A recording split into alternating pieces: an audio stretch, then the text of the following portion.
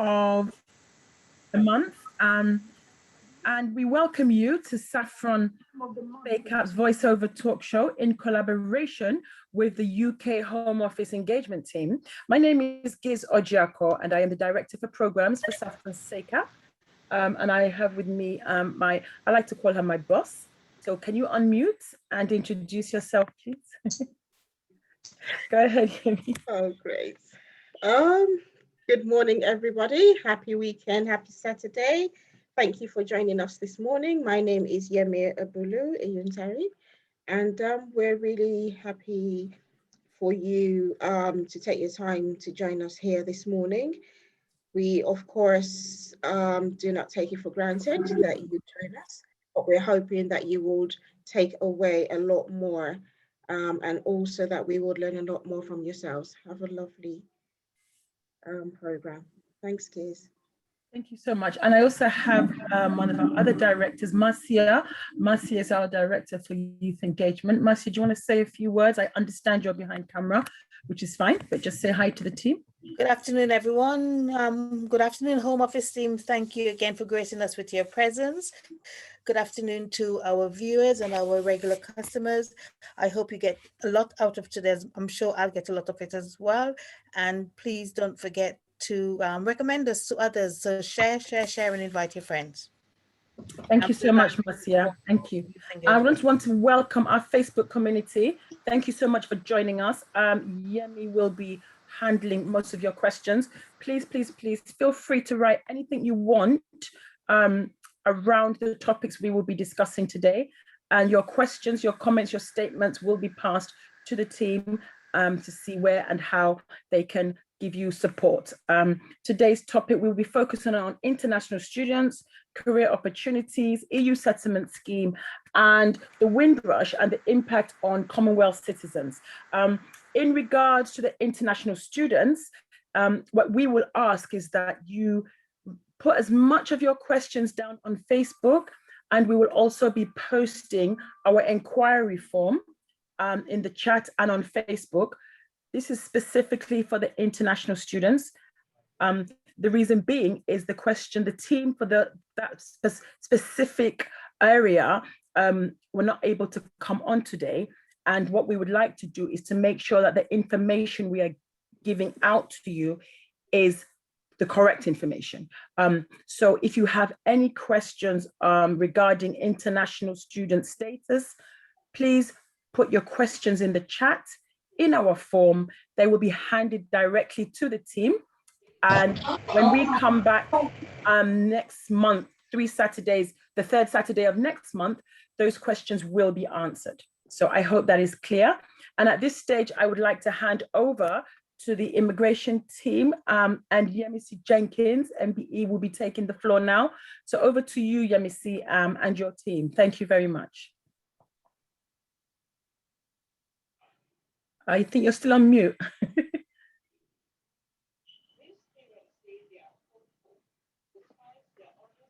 You're still, both of your systems are muted. Yeah, there we go. I don't know why. That's okay. That's all right. Okay, can you hear me now? We can. You go ahead. We can hear you. Okay, so good morning. No, it's afternoon. Good afternoon, everyone.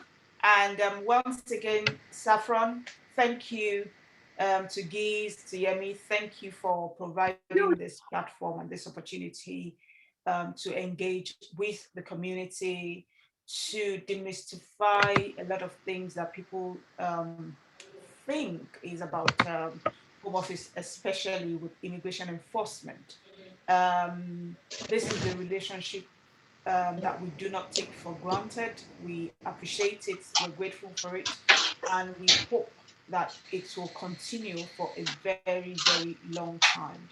So as we would always do, my name is Yemisi Jenkins, the National Community Engagement Lead for Nigeria in the Home Office.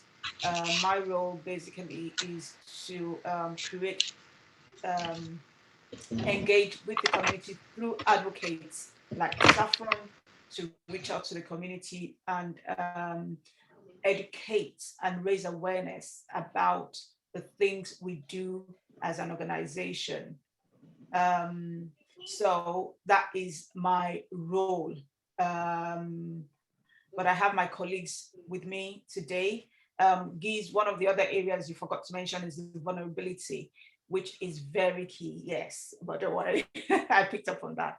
So as I can see with faces on my screen, Janet, could you please unmute Janet so that Janet can introduce herself and her role as well? Can you hear me, everybody? Yes. Hello, afternoon, everybody. Thank you so much for inviting myself and the rest of the team. My name is Janet Griffiths, and I'm one of the vulnerability leads for immigration enforcement. My particular expertise and responsibility is anything to do with modern slavery. So my job, in effect, is to assist my colleagues and partners and anybody that we interact with to make sure that they are safeguarded, that their vulnerabilities are looked at as much as we can, and also to stop any exploitation. And if we do encounter any exploitation, to safeguard that person, make sure that if they need any assistance, that we make a very timely referral into the national referral mechanism, and then help support and protect the people going forward. So one of the things I just wanted to say is modern slavery is around us all the time. It could be something obvious like a car wash or a nail bar, but it also could be a domestic servant. It could be sexual exploitation, and you won't always see it. But what we would encourage people to do is, if you see something that isn't quite right or just doesn't fit with a particular scenario or story or a family that you know, please come forward and ask for help, either for somebody else or for yourselves, because we can't protect you and we can't safeguard you unless we know that there's a problem. So please do come and ask us for help. Thank you.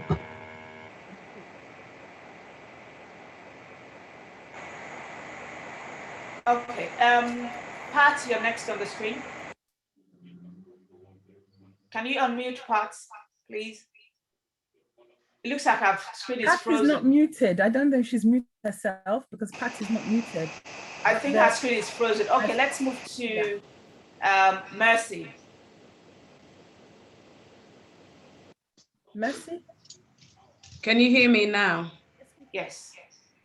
It's very, very faint. I can't hear much. But my name is Mercy Osepoku, and I'm an immigration officer covering North London. I'm here today to talk about marriage registration, the process from giving notice until the point where you make an application.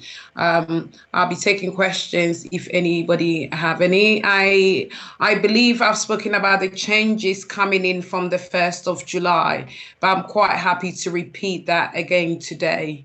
So if anybody has any questions, please feel free to ask. What I want to drive home is the fact that from the 1st of July, any EU national who is trying or registering to get married in the UK will need their passport as a form of ID to register. That is one of the main changes. You need your passport. IDs are not valid anymore. So if you only travel or have your ID, you will need to start making arrangements to apply for a passport, because the ID will not be accepted anymore. And that's very important, because it can waste your time. The time to apply and stuff like that could possibly have consequences for your partner. So please, it's important. Also, you have to register at a registry office where one of you resides. So, for example, if I live in Haringey and my partner lives in Enfield and we want to get married in Hammersmith because I like the look of their registry office, we still need to register in either Haringey or Enfield.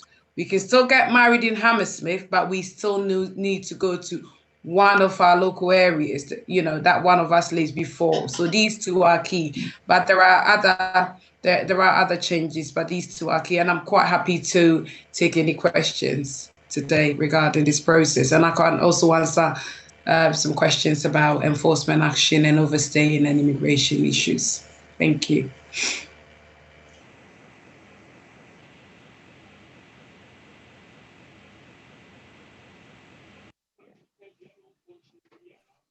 Dawn, you're next on my screen.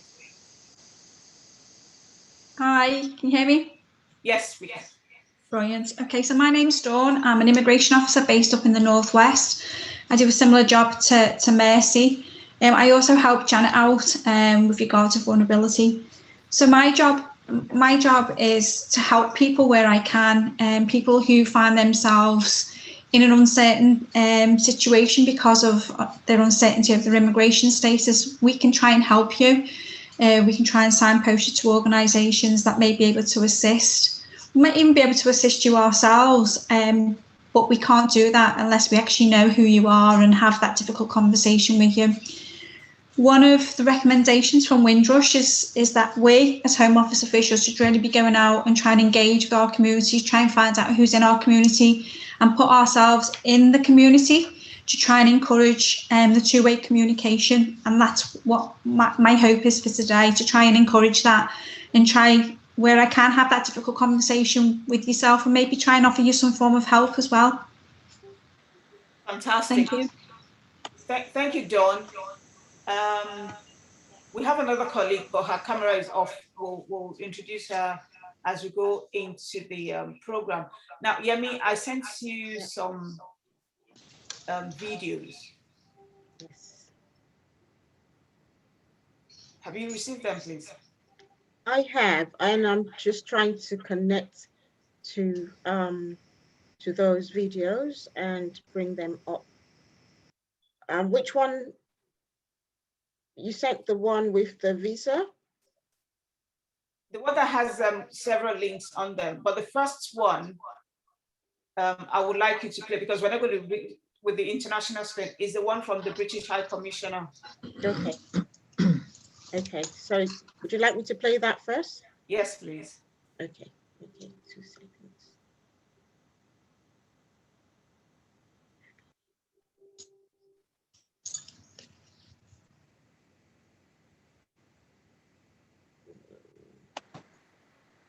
Bear with me.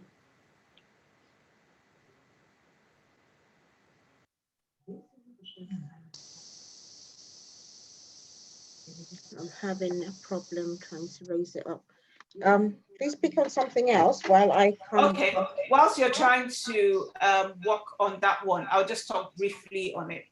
Like Guy said at the beginning, please, for international students, send us your questions, your concerns, and we will take them forward and respond via Saffron.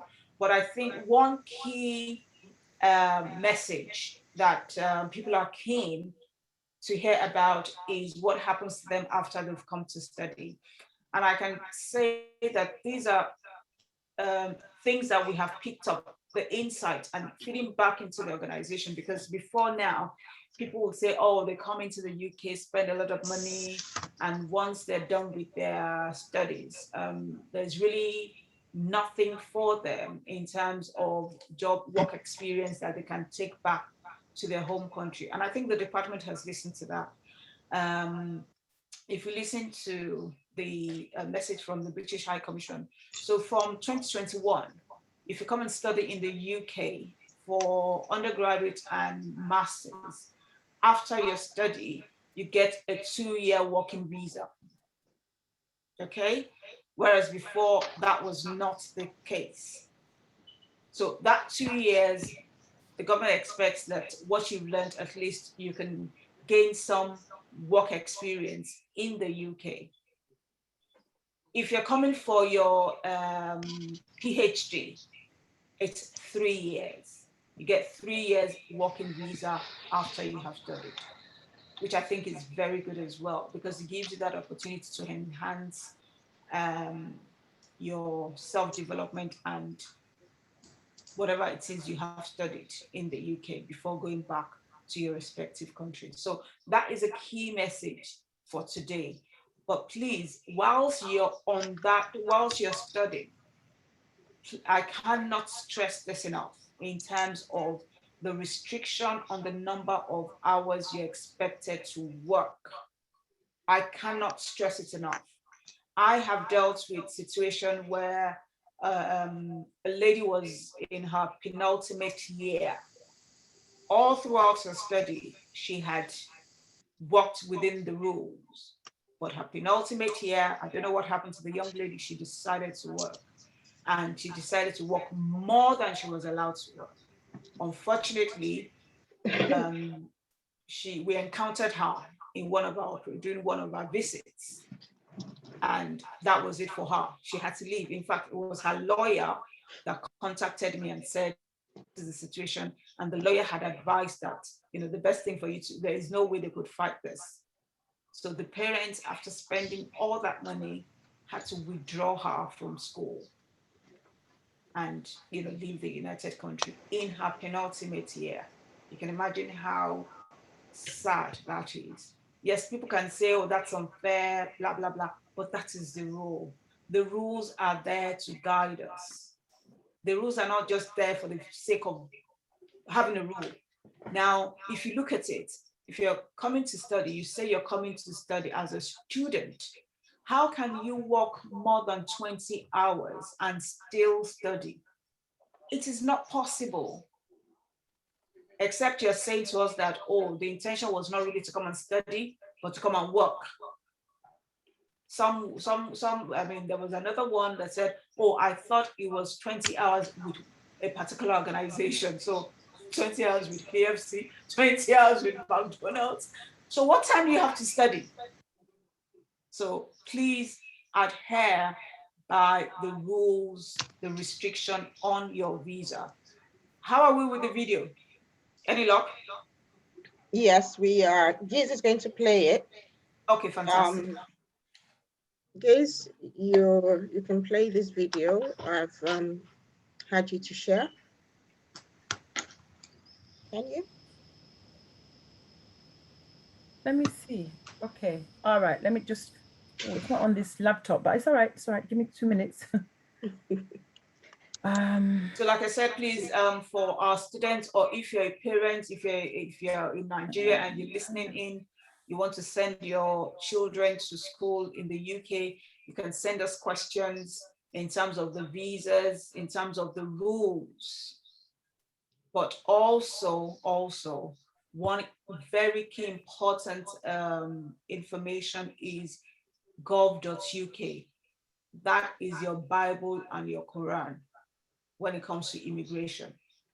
There is nothing your solicitor has access to that you don't have access to. Everything they have access to is on gov.uk, but obviously the difference between you and them is they have the time to go through a lot of cases, a lot of notes, which you may not have the time to go through, and that's fine. So you can, if you don't have the time, you can pay a solicitor to go through that for you. But please, even when you're engaging with a solicitor or an immigration advisor, ensure that you speak to the ones that know their onions and the ones that are still on the register. For example, with immigration advisors, there's a body, OSIC, that manages every immigration advisor in the UK. So if somebody tells you, oh, I'm an immigration advisor, type their name into the website. Just type in Office of Immigration Commissioner, type the person's name. If the person is still on the register, you would know. If the person has been struck off, you will know. With solicitors, the Law Society regulates their activities. When you pay a solicitor for a service, demand that service. Don't let them make you feel as if they're doing you a favor. No, they're not doing you a favor. We have a lot of good, fantastic solicitors around. At the same time, we have some who do not have any business dealing with immigration matters. And these are the ones that we need to root out. These are the ones that you need to report. If you're not getting the service you pay for, report them to the Law Society, because they know, the solicitors know very well that if they're reported to the Law Society, it is not good for them. They will sit up, and we need to start challenging them. And I'm referring to those ones who are exploiting you. like I said before, there's some fantastic ones around. In the community, they will do your work professionally, but the ones that are not, and the ones that should not have any business with immigration matters, we need to start reporting them. I can't stress that enough, because a lot of the people's cases have been destroyed to the point of no remedy, where people have had to just return home. Thank you. This is the video. Let's listen to what the British High Commissioner to Nigeria has to say. Hello, I'm Katrina Lang, British High Commissioner to Nigeria, with some updates for you on student visas. First of all, I'm glad to say that we have reopened our visa application centres both in Lagos and in Abuja. With COVID, I'm afraid we've had to put some restrictions on numbers, so we're not quite back to normal service, but we're working through the backlog and we're nearly there, so please bear with us. And I'm pleased to say that we have actually increased the number of appointments for students specifically. Secondly, some changes on student visas, all good news, I'm glad to say. First of all, for those of you who will be starting your studies this year in the UK, congratulations. We're really pleased that you chose the UK. Obviously, COVID does mean that it's difficult for some of you to book your travel. So please don't apply for your visa until you're sure that you can travel. But I'm pleased to say that you can start your studies remotely without a Tier 4 visa. Secondly, for the rest of 2020, we'll be extending vignettes from the normal 30 days to 90 days to give you maximum flexibility in booking that travel. And then thirdly, for those of you who have graduated, either with an undergraduate degree, a master's or a PhD, we have now a graduate route, a new graduate route, which will enable you to stay for 2 years if you've completed undergraduate or a master's, or 3 years if you've completed a PhD. So if you're successful in those applications, we'll be delighted to see you continue and to work with us in the UK. If you'd like some more information on any of these points that I've raised, please click on the links below this video. So congratulations to those of you who've graduated, and congratulations to those of you who are heading out to commence your studies in the UK. We're delighted that you chose the UK. Thank you for listening. Right. Thank you for that. Okay, so correction to what I said. Apparently, you qualify even if you graduated in 2020, not just the ones coming in. You heard it from the horse's mouth. If you graduated in 2020, it is applicable to you. Good. Can we move on to marriage, please? Mercy?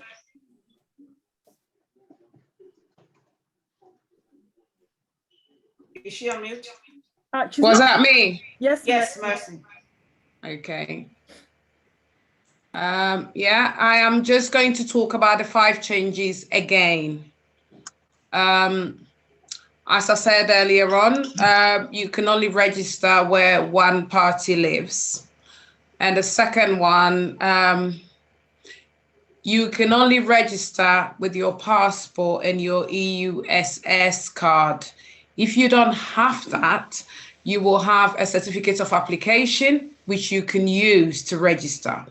And also, if you are getting married in a Church of England, you are still required to complete all civil preliminaries by giving notice at a designated registry office before this marriage. So even if it's a Church of England wedding, you still have to go to the registry office to register and choose the place where, you know, on the form or at the registry, you can tell them which church you are going to get married at. And also any EU national or EA national who will be traveling to the UK from the 1st of July purposely to get married must come with a visa. Just like if you're on Nigerian passport and you're coming here to get married, you apply for entry clearance to get married. It's the same now for EU nationals. So if you're coming here to get married, you need to enter with the right visa, marriage one, that will enable you to marry here. All these new procedures do not affect Irish citizens. This does not affect Irish citizens. And also, these are just for England. Scotland and Northern Ireland do have different rules to England. So you will have to check. If you are in Scotland, you will need to check at the local registry office. And if you are in Northern Ireland, you will have to do the same. Again, this is why registering for the EUSS is important. You will need it for everything. You will need it with your passport, not ID, passport, to go and register to get married. If your card is not ready, you will be given a certificate of application. It's almost like a letter of acknowledgement that you have a pending application. And this is something you will use to go and register. So it will show that your application is pending. These are very important. Otherwise, you will not be allowed to get married here. The last one again, if you are traveling here for the purpose of getting married, you need a special visa to do so.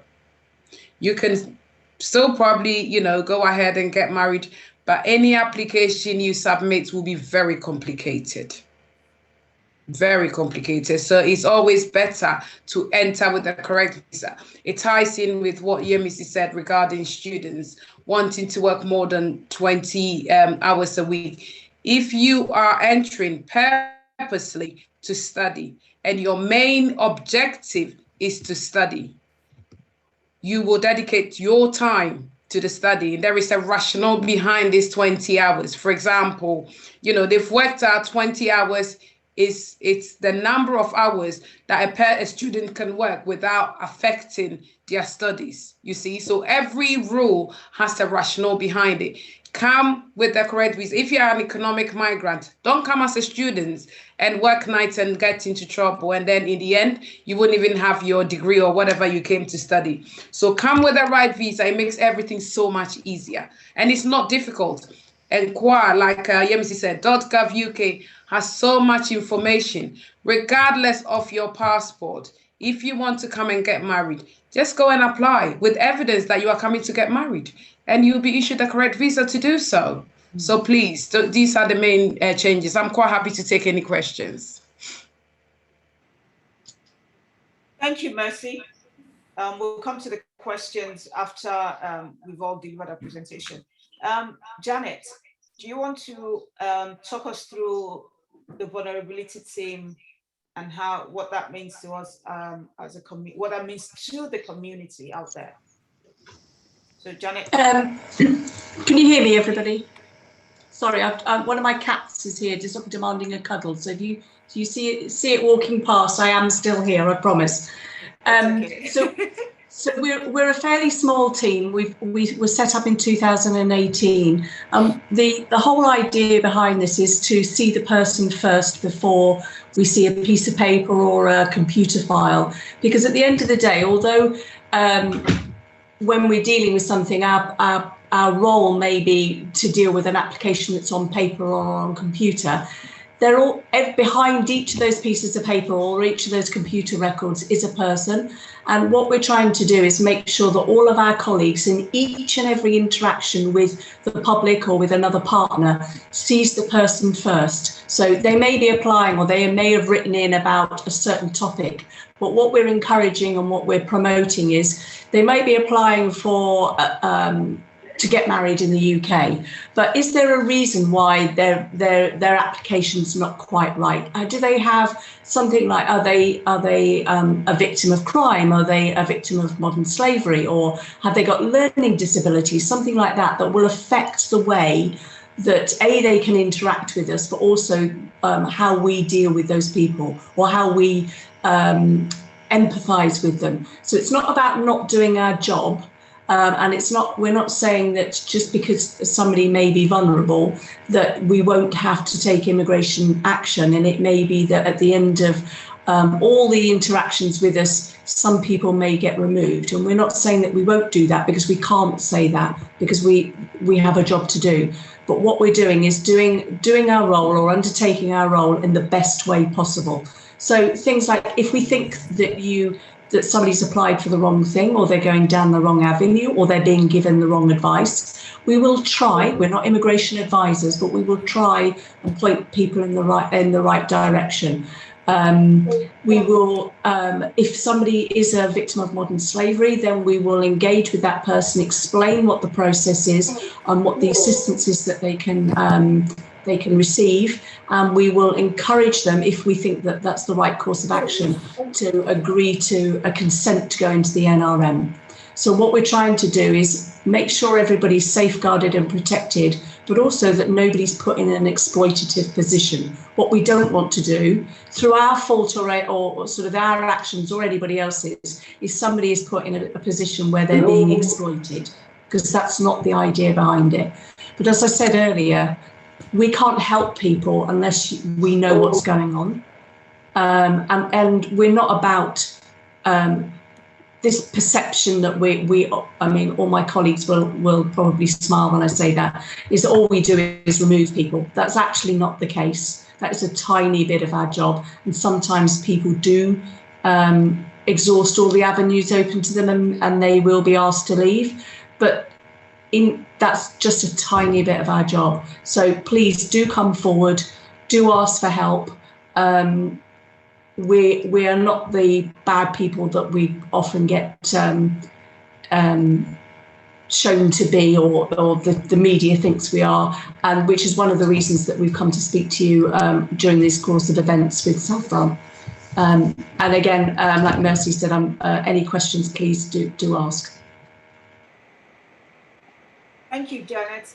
Can we have the EU settlement video, please?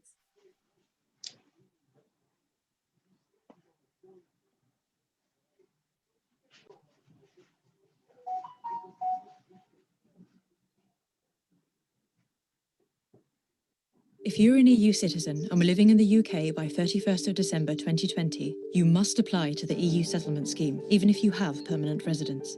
You may need to apply for your children, even if you have already applied for yourself. There is support available, including a helpline. The deadline is 30th of June 2021, so time is running out. If you don't apply, you could lose your existing rights to live, work and access free healthcare in the UK. EU citizens, apply online today at gov.uk/EU settlement scheme. Fantastic. Thank you very much for that. I mean, what's today? Today's the 19th, and the deadline is 30th of June. I've got a presentation here that I'll go through for those that are EU nationals. We know that some people have come from the EU to settle in the UK as a Nigerian, and maybe from Germany, from Italy, from France, from EU country. Please, if you know anybody that is an EU national in the UK, it is very, very important that the listing or you pass this message on to them. So I'll go through the slides now. I'm not sharing it, I'm just going to read it out. If you're an EU, EEA or Swiss citizen, you and your family can apply to the EU settlement scheme to continue living in the UK after 30th of June 2021. You can also apply if you are the family member of an eligible person of Northern Ireland. If your application is successful, you will get either settled or pre-settled status. Like I said before, the deadline for applying is 30th of June 2021. Fees. It is free to apply to the scheme. Yes, your solicitor may charge you for their service, but for this settlement scheme, it is free. You can actually do it yourself if you go online. But if you need help, please seek help for those who know what they're doing. Seek help from those who know what they're doing. Who should apply? Except in few cases, you need to apply if you are EU, EEA, or Swiss citizen. You are not an EU, EEA, or Swiss citizen, but your family member is or is an eligible person of Northern Ireland. The EEA includes the EU countries and also Iceland, Liechtenstein, Norway, and Norway. This means you need to apply even if you, one, were born in the UK, but are not a British citizen. You can check if you're a British citizen if you're not sure. You have a UK permanent residence document. You are a family member of an EU, EEA, or Swiss citizen who does not need to apply, including if they're from Ireland. You are an EU, EEA, or Swiss citizen with a British citizen family member. If you have children, you need to apply for them separately. If you're an EU, EEA, or Swiss citizen, and you have a family member who is an eligible person of Northern Ireland, you may be able to choose which way to apply. Who else can apply for EUSS? EUSS being EU Settlement Scheme. You may be able to apply if you're not an EU, EEA, or Swiss citizen, but you used to have an EU, EEA, or Swiss family member living in the UK, but you've separated, they've died, or the family relationship has broken down. Let me repeat that. You may be able to apply if you're not an EU, EEA, or Swiss citizen, but you used to have an EU, EEA, or Swiss family member living in the UK, but you have separated, they've died, or the family relationship has broken down. You are the family member of a British citizen and you lived outside the UK in an EEA country together. You are the family member of a British citizen who also has EU, EEA, or Swiss citizenship and who lived in the UK as an EU, EEA, or Swiss citizen before getting British citizenship. Let me repeat that. You're the family member of a British citizen who also has EU, EEA, or Swiss citizenship and who lived in the UK as an EU, EEA, or Swiss citizen before getting British citizenship.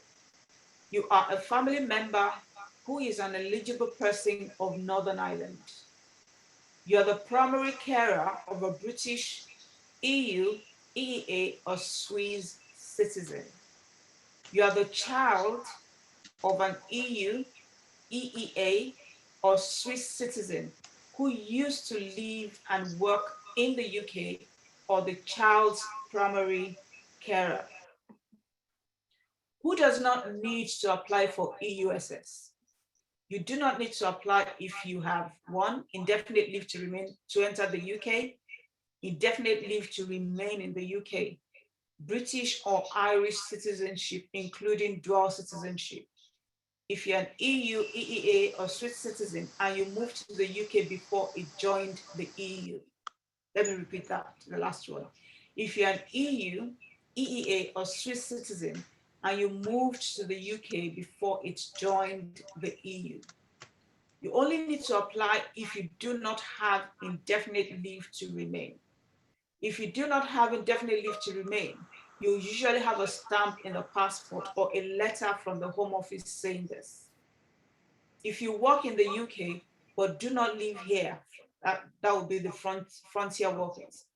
You do not need to apply to EU settlement scheme if you are a frontline, frontier worker.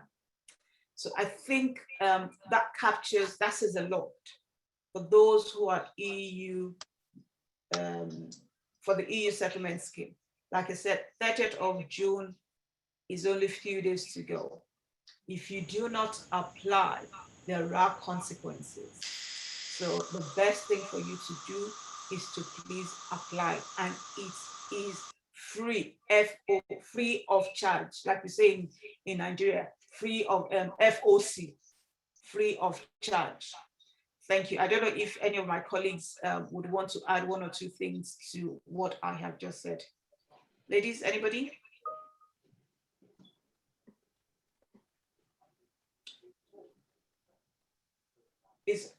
Does anybody want to add anything? Have I missed anything?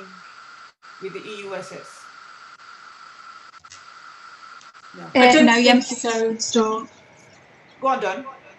No, sorry, Janet. No, I think you said everything. I think that the biggest thing is, obviously, if you are affected by the EU settlement scheme, if you fall into the category, it's important. You know, we're trying our best to publicise that we are coming to an end of the scheme, is to make that application. Please don't leave it till after the date, because obviously we can't guarantee that you're going to get any form of leave. So it's important, please, if you know anyone who's affected by it, please, at least if for any reason you can't submit your application, at least start it and register it, but try your best to put the application in before the deadline.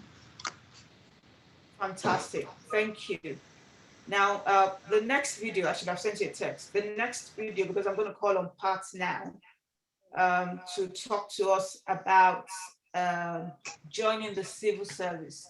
And we found it necessary to add this to our engagement presentation because a lot of people say to me, oh, this is wrong, this is not working, this is, you know, all the negative things. And I say, you know what, we need people to come on board. We need people to come and tell us how to do it better, because we're not saying we're better. I mean, people would have ideas. Please come and join the civil service. And there's a range of opportunities, a range of profession, all the way to, from science to technology to operational delivery, name it. There is, I'm not sure of any profession that does not fall within the civil service remit.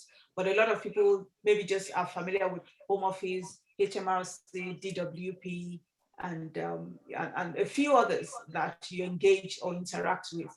Well, there's a whole raft of profession, legal as well. Of course, you know that we have legal team.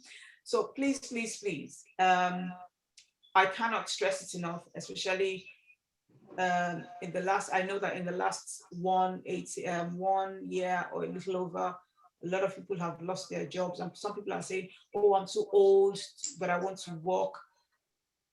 There is no age limit. We don't look at your age. What we're after is what you're able to bring to the table.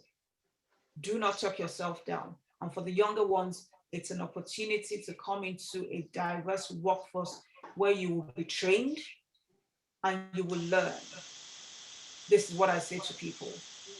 You don't find many employers training you and taking you through, you're investing. That is what I will use. I think the civil service is one of the best organizations that actually invest in staff, or should I say self-development. It is there for you to take if you're interested. So is the video ready? Yes, which one are we playing next? The civil service jobs one, please. Can you hear me? It's Pat. Yes, we can hear you, Pat. What do you do? It's Pat's session now, so over to you, Pat. Right. I'd just like to say that Home Office obviously leads a government department which is responsible for immigration. Sorry, Pat, did you want us to play the video first, or you want to talk first? Which one do you want to do? I think I'll talk first. I'll be fine. Okay, go on. See. I think obviously we deal with immigration, passports, drugs policy, crime, fire, counter-terrorism, and the police. At the Home Office, we are obviously committed to working very hard with our stakeholders and partners to build a safe and fair and prosperous UK. And I think our goal is to cut crime, manage civil emergencies, protect vulnerable people, as you've been hearing from my colleagues as well, reduce terrorism, control migration, and provide world-class public service. And I think the idea of working in civil services to actually give public service and be committed to it. I think we deal with many different areas in immigration. We have to be respectful, compassionate, and we collaborate by listening. And I think Home Office, obviously, I can tell you about my own career journey. I started almost 30 odd years ago, and this is what we're talking about, the diversity. I was in my middle age, and even then I could apply and start from the bottom and move upwards. And I think I have been able to serve on arrival at Heathrow Airport, learn things around forgery, learn things about people's different cultures, and it gives me enormous pleasure to say I met the best people. I think as colleagues go and the world goes, it gives you a kind of a confidence that you can do anything and everything. We were taught technical things. We were taught to look outwards. And I think from there on, I've done work in enforcement, where obviously you've heard a lot about enforcement, how we actually engage with people and show them the right way. I have worked abroad, but what I'm trying to say is you can expand your horizons within Home Office and also beyond Home Office.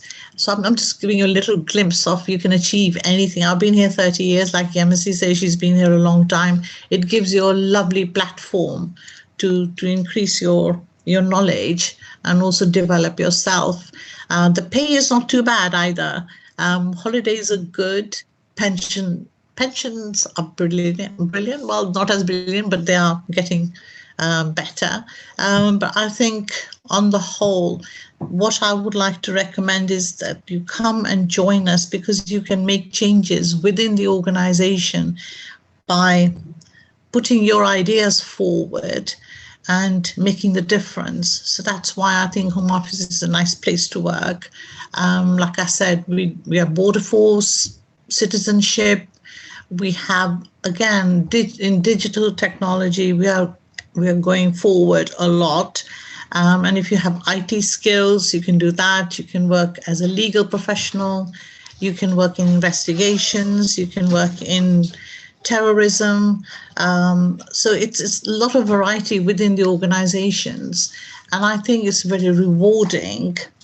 And you can see all of us here, we're all from different backgrounds, different walks of life, different age group, and the opportunities are enormous. So I think you should have a look at it. And there's a site on gov.uk website where you can check out civil service jobs. If you're not interested in Home Office, you can join education, health, public health, which is quite topical at the moment. And you can join Ministry of Defence, Ministry of Justice, whichever way you want to go forward. There are different grades, different programs for entry. You have a fast stream, and I think you have a lot of potential to offer a civil service. So think seriously and promote it to your children, yourself, obviously, if you're interested, and whoever you can think of. It's not a bad idea. So that's what I'd like to say. Is that okay? Any questions? I'll take it. Yes, fantastic, Pat. Somebody just reminded that, interestingly, Pat and I have an MBE. I'll talk about mine. Pat, do you want to talk about yours first, and I'll come after you about your MBE? I was given an opportunity to work in China for 3 years, and I was based in China. I saw a school which was just behind our building, and people there with one-child policy. If they had a disabled child or severely handicapped child, they would just drop them outside the doors of this building. So I, with the help of local staff, I managed to pull this project up and actually opened a school for special needs children and connected them to Great Ormond Street, an epileptic centre in Linkfield in London, in Surrey. And within those 3 years, I raised a lot of money to put staff in. The school had only one chef and 2 staff for 70 children, and nobody really cared for them. So that was part of my MBE. And also I'm very involved with organizations who deal with human trafficking and smuggling, and I give talks on that issue a lot. So I have been dealing with that part of my work. So I've represented myself in Ukraine on trafficking. So I was working in Ukraine as well. So that is partly the reason I was awarded this honor, and I'm pretty humbled. Something you never dream of. So you see, I start in the middle age and I still achieve something which I never ever dreamed of. Fantastic part. That is the kind of opportunity that working in the civil service gives you. Mine was given to me for services to border security, which I cannot go into, and the other one was for staff well-being. And what had happened was some few years ago, working at one of the busiest airport in the United Kingdom. The issue of mental health was rife, and the understanding among staff was not really, mental health as we talk about it now was not very common. And interestingly, Theresa May also came out and talked about her challenges. So what I then did was I identified that there was irregularities in the services, in the mental health support service for civil servants.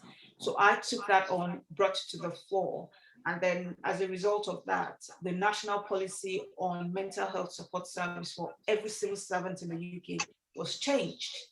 And for that and for border security, I was awarded an MBE. I never ever, thought I could be recognized for that. A lot of people think it's because of my community engagement work. No, it is actually because of the change in national policy for mental health support service for civil servants and also for border security. And the beauty of it is the fact that my colleagues were the ones that actually recommended me.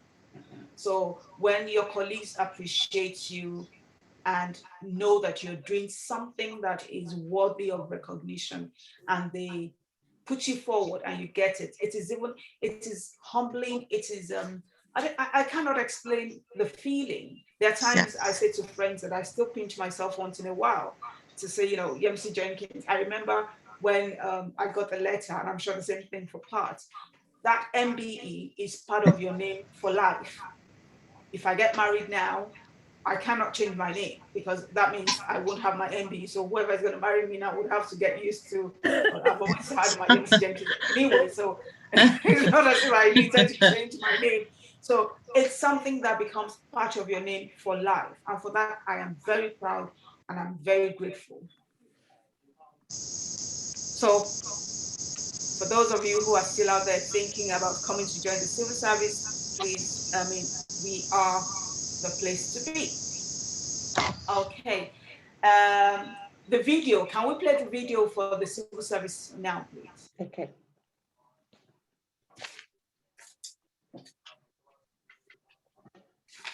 Do you want me to play that? No, you can't because no.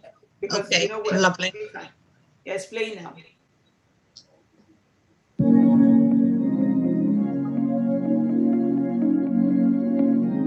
It really surprised me to see something like this in the civil service. It's very Google. It's not what I expected. It's more modern than I thought it would be. Finding out that it's not that sort of stuffy suit wearing culture would actually attract a lot of young people into the civil service. I was very shocked. It's an atmosphere that wants you to work here. I've seen the different types of work you can do in the civil service. Our mission is data science for public good. Making a change in people's lives, no matter how small it is.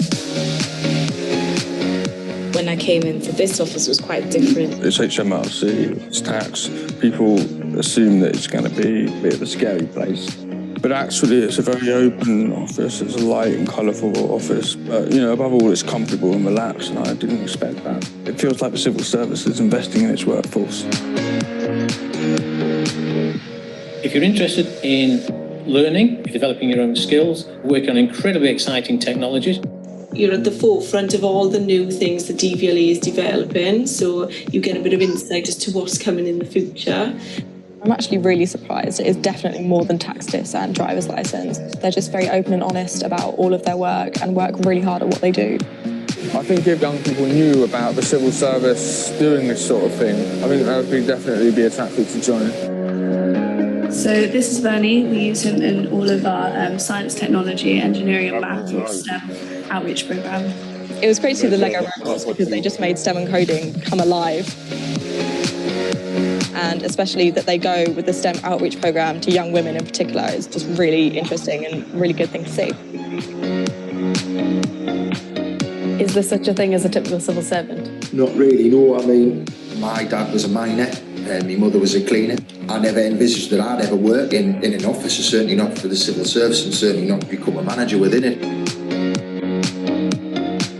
You realise that there is just people like me, you and me, there's all walks of life. For me, there's nothing like it. You probably wouldn't ever work in a place as diverse as the civil service. My name's given me more of an insight into how it's the new reformed civil service. As ONS has showed me, there's loads of different career paths and there's just loads of different options. Because the civil service is really diverse and it's good for everyone.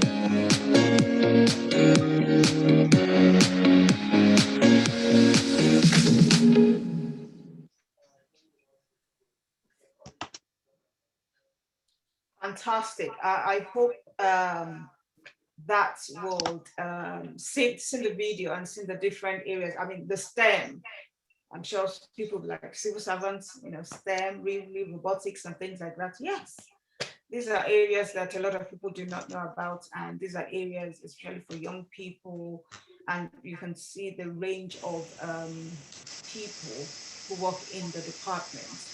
So there's no point saying, oh, I can't be, you can't be. We need it to be even more diverse. So, but if you don't come in, then there's no way you will be represented. If you need to come in, there's a civil service, like Pat said earlier, we'll send this, in fact, Saffron, can I encourage you to maybe have this video on your website so that people can actually go into it in their own time, have a look at it, and then take things forward from there. Sure. If you want to, there's the website for civil service jobs. There's nothing special about it. It's if you just Google Civil Service Jobs UK, you register and you can then get job alerts. It gives you a filter of areas that you are interested in. So when there's a job in that area, you will get the alerts via your email and you go through the application. Also, there's like Pat said, there's fast train. There's a young lady that got in touch with me, I think about 2 or 3 days ago. She's got a master's and she's a statistician. She got into HMRC and she said to me, oh, she got a job as AA. I was excited for her, but I said, no, that is not where you should be. The minimum I want you to come in through is HEO, because that is where you should be. That is what you should be aiming for. People like me, even with degrees, join the civil service as AA. We have paid the price. You just need to walk on our shoulders now. There are so many opportunities for Black, Asian, minority because we don't have enough diversity. There's a lot of programs out there. All you need to do is do your own work. And it's not that you'll be given that opportunity just because of the color of your skin. No, it's just to make sure that we are all operating at a level playing field. I say to people, I'm sorry, as a Black woman, I will feel insulted if you give me a job just because of you think it's the color of my skin. No, I want that job because I am capable like my other colleagues. And that is what it's all about. So don't think you're going to come in and it's a walk in the park. It's hard work. You will have to work. You will have to work hard for it. Trust me. But if you put in your hours, your work, and your commitment to the job, you will see the result. It may not be easy. Don't have no false hopes here. But if you keep at it, you will get the results. Right. I think we have covered all the topics. Wow. Or have I missed out any? Windrush. Windrush. Windrush. Yes. Yes. Yeah. Right. Now for Windrush, I'm just going to touch on it because the Windrush team, they actually have their own community engagement event, which I think is very important for people to dial into, because that program, it's always in the evenings. If you go before the end of this program, I'll send it to Yemi. If you can post it on your website, you can dial in from anywhere. The team will be there to answer your question. And the key thing for us as community engagement team is to make Commonwealth nationals know that they are part of Windrush. You may have your parents, and I say to people, at the end of the day, it's a case of yes or no. Ask questions. You never know, you may qualify. You may qualify for it. If you ask the questions, you will get it. If you ask the question, you will have people who actually work in that. Yes, I'm a Windrush volunteer, but my expertise is not in that area. But the key message for people listening is, please attend this Windrush event. Like I said, it's purely 100% Windrush, no other agenda. It is to raise awareness because unfortunately, the Home Office have identified that there are nationals who actually qualify and they're not coming up. They want to reach out to you. They want you to come and get what is yours. Some people have missed out, and there's the compensation as well. So, for example, if your parents or your grandparents, if they're now dead, you as their estate can actually be due to compensation. But if you do not ask, you will not get. So I know that a lot of people, even some of my friends, when I say we call, and they're like, really, I didn't know. And I'm like, you know what, if you don't know, then we have a lot of work to do. But please, please, please attend these sessions. They're in the evenings, like I said. Ask whatever questions. If you qualify, you have people who would hold your hand in terms of filling the forms. There's some organizations that help to fill this service is also free. It is free. So there's no point you're going to give your money to somebody else, but at least come and listen, attend the sessions, ask questions. I know some families that are back in Nigeria that didn't even know that they qualified, and there's a lady out there in the community. I think the next session would invite her. She's very good. Her name is Gertrude. She's helped, I think she's helped quite a lot of families to regain their status. You know, some people left and they couldn't come back to their country. Some people have missed important ceremonies like graduation, weddings, which is not fair. And for all of this, yes, there is no money that can replace that. And that is why it is called compensation. So you never know, you may be due to compensation, or your parents who are in Nigeria, who maybe were in the UK pre-1973 and have gone back and not been able to come back. It may be that they are part of Windrush and they're actually entitled to come back to the UK for free. Well, we're not going to pay. When I say for free, as in they are entitled to be in the United Kingdom. And I think, don't quote me on this one, in terms of their naturalization, I think there's some sort of relief there for them as well. But please try and attend this Windrush awareness that the team hosts once in a while. Like I said, before the end of this program, once we go into Q&A, I will look for the link and I'll send it to Saffron so that they can post it on their website. Thank you. Is there the last but not the least? Sorry, can we play the Nigerian GP one for COVID? Okay. Can you see that?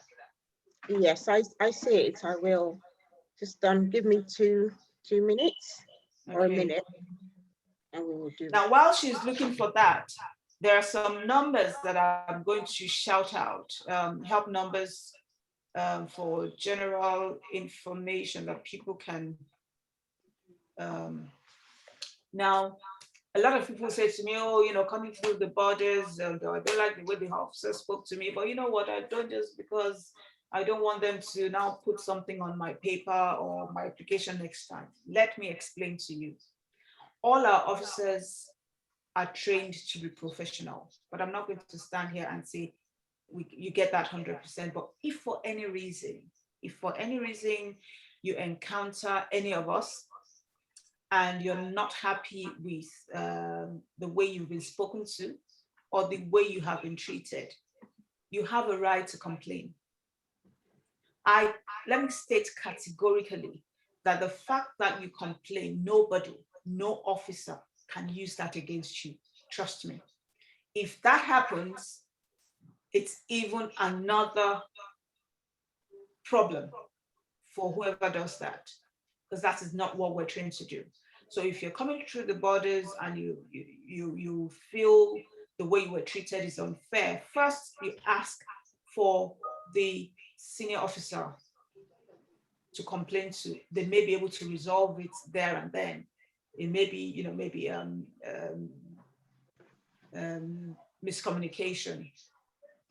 So the first thing you do is, I want to speak to your senior officer. Nobody can deny you that right. Now, if anybody tries to fob you off, we all wear what we call epaulets on the shoulder. That epaulet has a number. It's a unique number. My own number is 12055. Every officer has that number on their shoulder.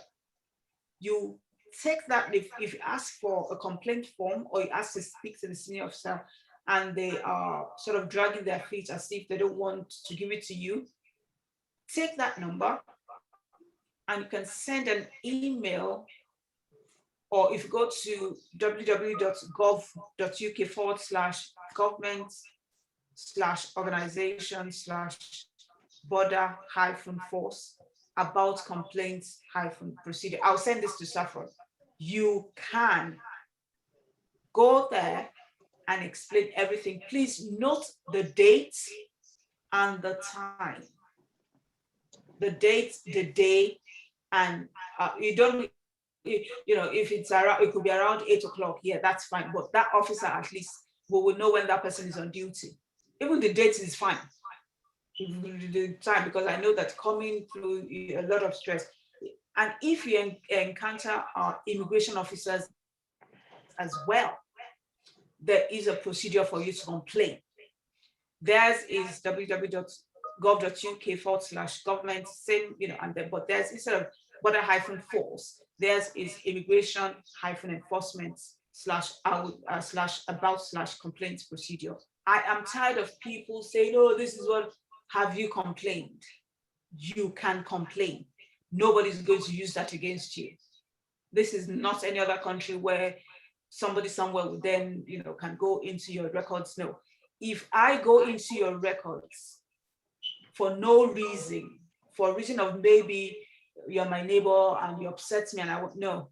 If I do that, there's an audit trail and I would have to explain why. No matter how senior you are, you would have to explain. There must be a justifiable reason for you to go into someone else's data. If you don't have any business, then you would have to explain. And if you feel, some officer is exploiting you or because they have power somewhere, write it in, send an email, send a letter. With regards to modern slavery, there's a Crime Stoppers number, 0800 555 111. I'll repeat that. 0800 555 111. You don't have to give your name. So this is for example, you come to church or you go to the mosque, you notice a family and there's always maybe a young girl or a young boy that is, supposed to be part of that family, but is sort of separate, looking unkempt. And, all the indicators of a child being abused or even an adult being abused, please call that number. You don't have to give your name, just give them the details. Some will say, oh, but I'm not too sure. I think it's better for you, even if you're not too sure, it is better to save that person than for you to hear later that this is what this person was being subjected to, and you could have stopped it earlier. Modern slavery, the number is 0800 121 700. 0800 121 700. You can also call the police. Police officers are first responders. They will attend and they will listen to you. Okay. Earlier I talked about the Office of Immigration Service Commissioner, OISC. The telephone number is 0345 00 000 0046. 0345 0046. For Law Society, the Regulation Authority Code of Conduct, the Ombudsman is 0300 555 0333. 0300 555 0333. And the email is enquiries@legalombudsman.org.uk. You see, I get really pained, and I get very personal and emotional, not emotional, but very passionate about the legal service. I cannot say it enough. We have fantastic lawyers, don't get me wrong. But even these lawyers know very well there are some bad eggs amongst them. You need to start reporting them. I've said it before in churches and in mosques. For the Christians, this is not the one that the Bible tells you when two people are fighting, take it to the elders. The elders don't have any business with legal matters, okay? The court is there for businesses like this. The minute you take it to the elders, you know that they will quash it and start playing on your emotions. This is not when you take it to the elders in church or the imams. No, go to court. And you know the reason why you go to court is because you're saving other people from getting into that, I was going to say wahala. Yes, wahala. That is the word we use. But for as long as you don't report them, they will continue to exploit other people. And you know what you have gone through. I can tell you, some people, their lives, simple, straightforward case, destroyed by some people who don't have any business with immigration matters. And then you leave them and say, typically we say, I hand him over to God. God has too much on his hands. Don't hand this over to the court. Please, I cannot stress it enough. Thank you. I think we should be able to watch the video now for the COVID, and I'll talk about the COVID one. Thank you.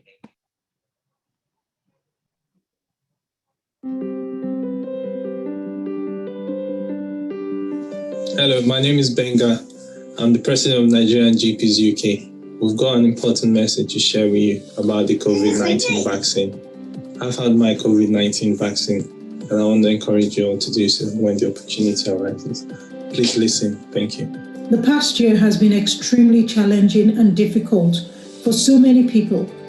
Some of us have lost loved ones, colleagues, relatives, and friends to this horrible COVID-19 virus. It is also evident that long-standing systemic social and health inequalities places people from the Black and ethnic minority groups at a higher risk of dying from the COVID-19 virus. And this is especially true for key workers and frontline healthcare workers. But there's light at the end of the tunnel. The good news is that after a lot of hard work and extensive research, scientists have developed very effective vaccines against this virus to protect us all. It's okay to ask questions about the vaccine, but please ensure that you get your answers from verified and reputable sources. Please Please do not say no when you are invited for the COVID-19 vaccine. We will pull through this, but we all need to work together and support each other in this fight against COVID-19. My name is Dr. Omoni Mohi. I'm a Nigerian GP in the UK, and I've had my COVID-19 vaccine. Hi, my name is Dr. Onyinye Okonkwo. I'm a Nigerian GP in the UK, and I've had my COVID vaccine. Hi, my name is Dr. Harrison Ofion. I'm a Nigerian GP in the UK, and I've had my COVID vaccine. My name is Dr. Nwogugu. I'm a Nigerian GP, and I've had the COVID vaccine. I'm Dr. Henry Akitunde, a Nigerian GP working in the UK, and I have had my COVID vaccine. My name is Tayo Ariba. I'm a Nigerian GP in the UK, and I've had my COVID vaccine. I am Dr. Wilson Orino. I'm a Nigerian GP, and I've had the COVID vaccine. All right, thank you very much. Okay, so That's me done. yeah, When's the next one? well, 11 weeks time, so we'll book you in. Yeah. We'll give you an appointment right now. I'll go get the patient leaflet and the card and everything. Oh, okay then. So just hang on to, well, she does that for you. I am Dr. Ikenna Ezama. I'm a Nigerian GP in the UK, and I've had my COVID vaccine. I'm Dr. Adebola Adisa, a Nigerian GP in the UK. I have had my COVID vaccine. I'm Dr. Sylvia Aneke. I'm a Nigerian GP in the UK. This is just to let you know, go get your COVID vaccine. I've had mine. Hello, I am Dr. Ola Omotosho. I'm a Nigerian GP working in the UK, and I've had my COVID vaccine. Hello, I'm Dr. Aida Logan. I'm a Nigerian GP in Manchester, and I've had my COVID vaccine. Hi, I'm Dr. Adekemi Adeyemi. I'm a GP working in the United Kingdom, originally from Nigeria. I've had my third COVID vaccine. Hi, my name is Dr. Iside Laleye. I'm a Nigerian GP, and I've had my COVID-19 vaccine. Hi, I'm Margaret Ikpo, and I'm a Nigerian GP in the UK, and I've had my COVID vaccine. My name is Dr. Sandra Ezibo. I am a Nigerian GP, and I've also had the COVID-19 vaccination just right here. Just like the rest of my colleagues, we strongly believe that the benefits of you taking the COVID-19 vaccination outweighs any risk of developing side effects. As we know, COVID has led to so many deaths around the world. And even for those that have survived COVID, some people have ended up developing long-term symptoms or complications from the virus, which is affecting their quality of life. The COVID-19 vaccination was approved by MHRA in the UK, which is the governing body that ensures that the vaccine is safe and effective. As we know, millions of people have had the vaccine around the world, and the common side effects reported are a bit of sore arm or tenderness around the site of the injection. Some people complained of muscle ache, a bit of fever, tiredness, and headache, but a lot of those symptoms went away even within 7 days. Just take some paracetamol.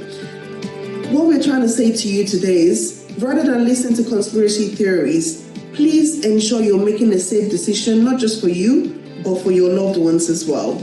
Say yes to the vaccination, to COVID vaccination. Thank you.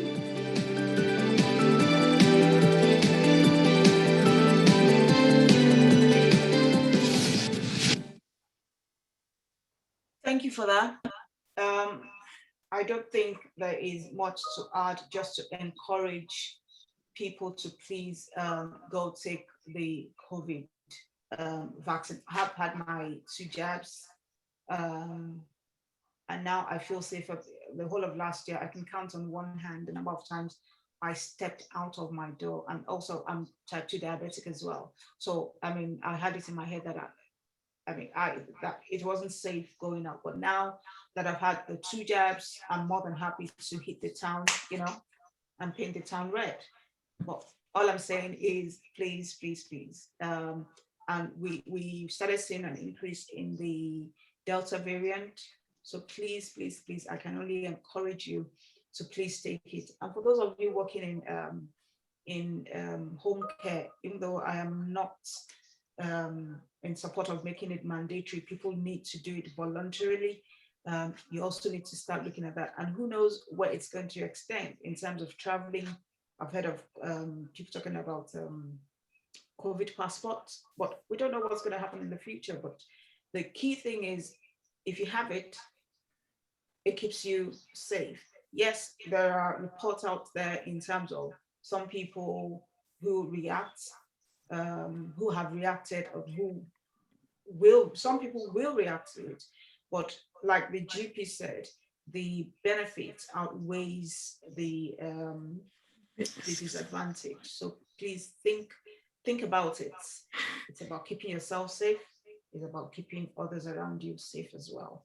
I think we have covered the areas. Any of my colleagues, do you have anything to add, please?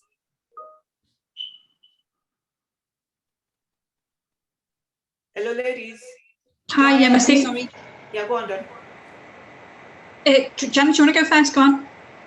No, I was just going to say, I know some of my colleagues are reporting that they can't hear very well, which may be why they're not commenting. Check out your volume from your side. Increase the volume because it's loud and clear here. I can hear everybody apart from you, Missy. It's impossible to hear you. I didn't hear anything you said at all. I can hear everybody else very clearly.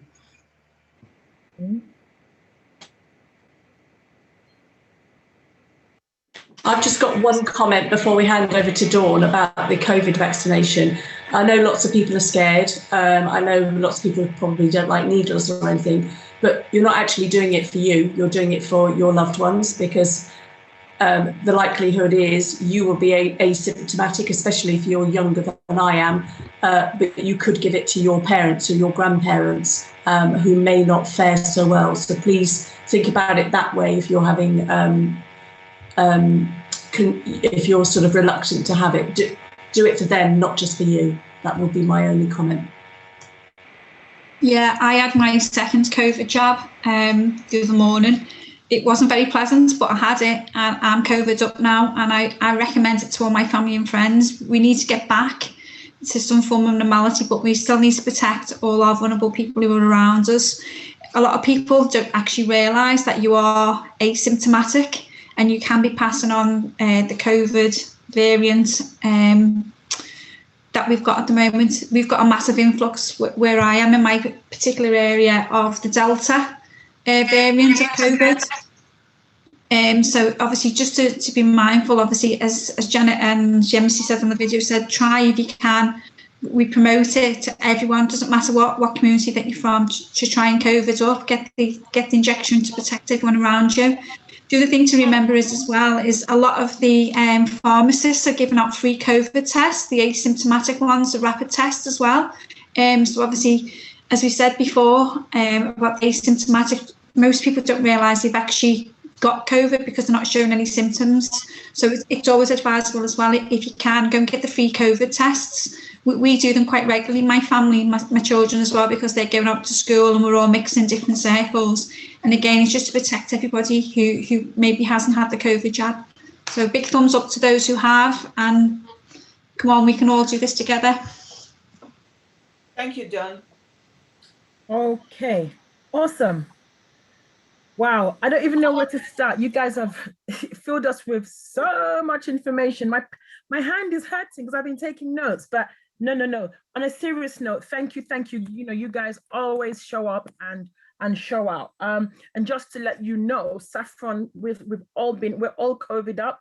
We've had our vaccines. You know, we can't, as you all have stressed, with my background in healthcare as well, it's really not about us. It's really about who we come into contact with. I deal with end of life, and I deal with, you know, very, very, very vulnerable people. So it was a no-brainer for me, and I'm just hoping that the community will jump on, especially the African and the Caribbean community. You've heard from, I won't call them horses because they're professionals. You've heard from all the doctors. You can't get it any better than that. You know, I've always said, you know, you listen to the right people. Many a times we come in here and you hear it from the team, you hear it from the MSc, stop speaking to yourselves, but speak to the right people so you get the right information.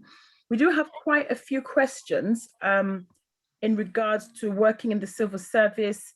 There's some questions about the marital thing. So what I'm going to do, because of time and because obviously we would want I think some people would require a one-to-one.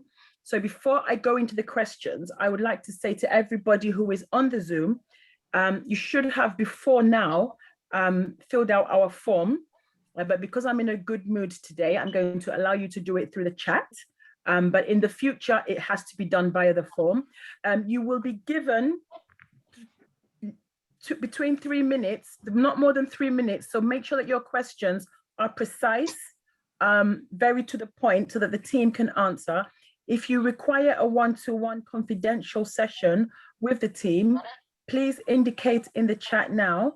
I will close the window. And once we do close the window, please don't try and come in, because my former job was as a security woman, so I will bounce you out. I won't let you in. Okay, so if you put it in the chat now so that there's some order, I like things to be structured, and we'll give you the audience, come and ask your questions. Like we said, it's a confidential arena. It is just yourselves and the team and Saffron and nobody else. Those of you on Facebook, if you require that kind of service, you'll have to jump on the Zoom, and the link is on Facebook. So is it okay if we just add one thing before we go? Go ahead, Dawn. Sorry, I just remind myself of this. Obviously, we're coming to the end of June. Shortly, we're coming into July, and the schools will all be breaking up for the summer. Summertime is a very important time for everybody, obviously, to recharge their batteries, but it's also an important time for everybody in the vulnerability arena as well. One of the things myself and Janet and the rest of our team are advocates of is vulnerability and raising awareness, which is what our job is today. So in summertime, we have a lot of children, particularly who are going abroad, who may not be aware that they may be going abroad to be married, forced or arranged marriage, or could be subject to FGM. So I'd like to raise awareness just today for a couple of minutes. It's just to be mindful. Obviously, we are in that climate as the airlines open up and the airspace opens up. If anyone thinks that they are aware of someone who may be going on that journey to either a forced or arranged marriage, or maybe subject to FGM or any other vulnerability such as modern slavery, forced marriage, honour-based violence or abuse, please report it. Let our organisations assist, whether it's the police, Saffron, Africa, other community organisations in safeguarding, because obviously we're all there to protect the vulnerable. Thank you. Brilliant, awesome. On the back of that, Dawn, can I just add, where you have couples who obviously have separated, divorced, or going through a separation, where you have the one party, let's imagine one party lives abroad, the idea of taking the children or the child out of this country, is there a process for that? Because I know that sometimes it happens where the parent who has the responsibility of the child, but has possibly made an arrangement with the child to go and see the father or the mother, whichever the case may be, on holiday, and ends up not being able to come back. In that kind of scenario, what do you think we as an organization and people as individuals can do? So we have representatives in most countries now in the Foreign and Commonwealth Department. So any British national that goes abroad has access to the British embassies abroad, and they can raise any concerns with them, and they will try their best to assist that person in time of need, whether or not that's forming assistance when they go abroad or helping to repatriate them back to the UK. Mm-hmm. But we can't help. You can't help, the police can't help, our counterparts can't help unless it's brought forward. If there are concerns, please flag it up as much as you can. Obviously, not everyone's going to be in the same situation. We're working on the worst case scenario, but where it's flagged up, we will try our best to obviously intervene and try and provide some assistance. Okay, awesome. Okay, at this stage, we want to bring in Miss Grace. Miss Grace is obviously one of the success stories. I think I'm going to allow her to introduce herself. Miss Grace, if you're able to, I'm going to ask you to unmute, and you've got a few minutes to. Okay, go ahead. Good afternoon, everyone. Good afternoon. I just wanted to say a big thank you to the whole team. I'm one of the beneficiaries of this platform. I joined a couple of months or 3 months ago. I didn't know anyone. I got the Zoom link and I joined and I attended the breakout session. And I want to say a big thank you to the Saffron team, Mrs. Yemisi Ebulu. Thank you very, very much, because she was the link to Ms. Jenkins' team. They were very supportive. Mrs. Jenkins, I say a very big thank you to you and your team. She's a very unassuming woman, would always pick my calls. Even when she's busy, she'll tell me, I'll get back to you. She'll reply to my emails. And at the end of it all, I got a positive feedback. Thank you very much for the good work. Thank you very much for the joy you've brought into my life. I am very, very grateful. And I'd like to say to everyone else that this is a platform we can all benefit from. I'm saying this with my chest because I did not know anyone and I benefited from it. Thank you. God bless you all. Bye-bye. Wow. Wow. That's Abby. Yeah? Yeah. You wow. Guys respond. Yes, she's Miss Grace. Miss Grace, thank you so much. Thank you for that acknowledgement, and thank you for, for reaching out, because like my colleagues keep saying that if you hadn't reached out, there is no way that Saffron would have been able to point you to us. And this is one of, we are here to help. I mean, a lot of people say a lot of things about immigration enforcement. Yes, we have a duty, but at the same time, as a human being as well, we're here to support people. We're here to get people out of exploitation. I keep saying to everyone that you do not want your relative to be exploited. If you see people that are being exploited, no matter how hard you are, you will feel for them, because it is not a good place to be. But honestly, we appreciate you and we thank you for coming back to testify that we are actually doing what we say that we will do. Thank you.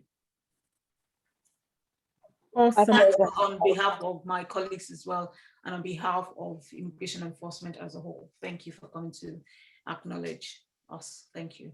My pleasure, ma. Thank you for everything, ma. I appreciate it. Thank you, Ms. Grace. Thank you for coming forward. And, I hope that obviously anybody that has listened in can see that this is not any Mickey Mouse Club, that when they say they're going to help you, they are going to help you. And you are the second testimony we've had on now.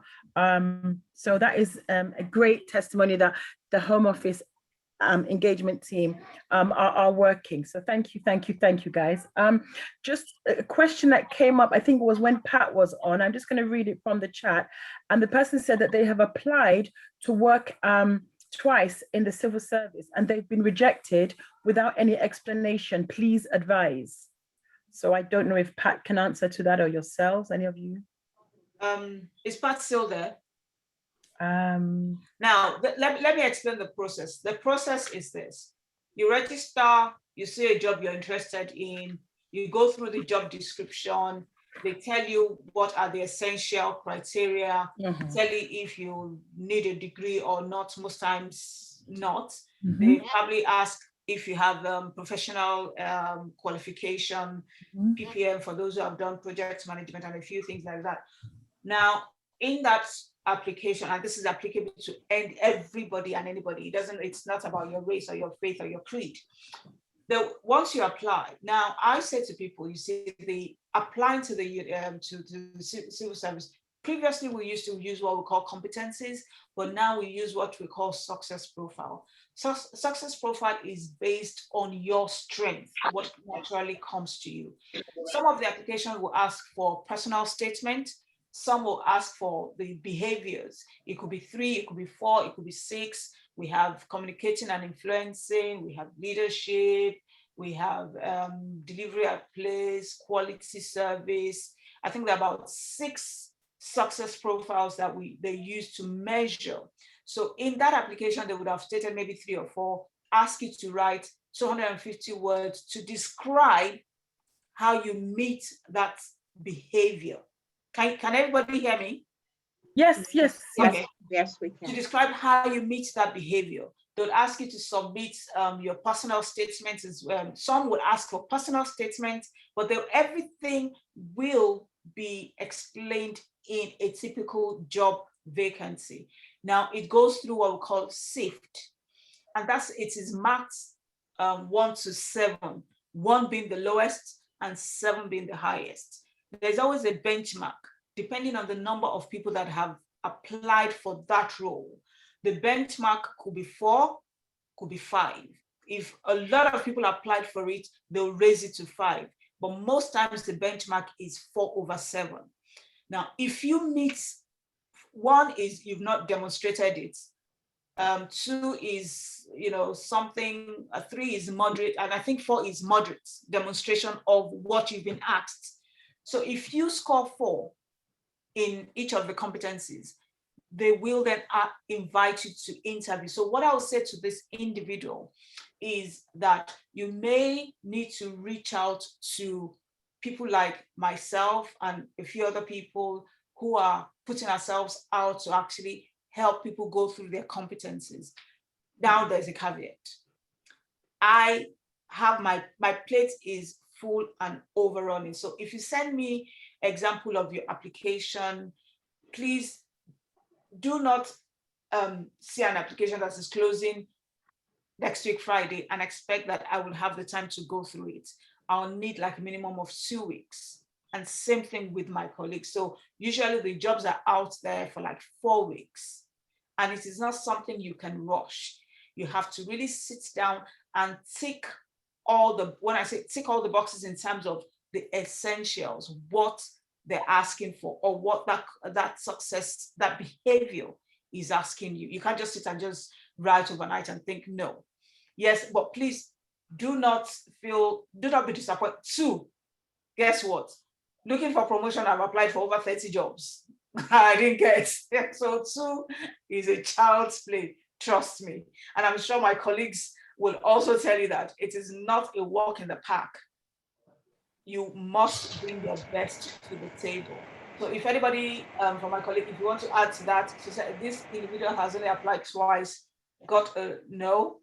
Now they will tell you that except you get, now going to the feedback, except you get to the interview stage, because you can have like 1,000 people applying, you can have them in hundreds applying. So feeding back is usually a challenge, but when you get to interview stage, if you don't make it beyond interview, they will give you feedback for interview. But for the application stage, most times, sorry, when I say thousands, no, it could be hundreds. So maybe 100 people have applied and then having to respond to each and every one. But in the job description, in the application itself, it would have said that we will not feedback if you do not go beyond interview.